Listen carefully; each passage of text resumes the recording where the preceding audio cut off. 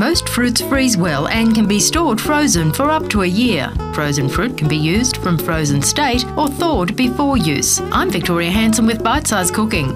It's best to use fruit that is at the peak of its ripeness. Spread prepared fruit on a tray in a single layer to freeze and transfer to Ziploc bags once frozen. Soft fruit and apples freeze well, so do fruit purees and stewed fruit. Stone fruits usually become soft once thawed. Rapid freezing is the key.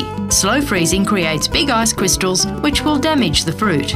If you're planning to use the fruit for puddings or jam, toss the prepared fruit in a little sugar. The sugar will absorb juice that runs from the fruit and will become syrupy on defrosting. For more tips, visit blackbookcooking.com.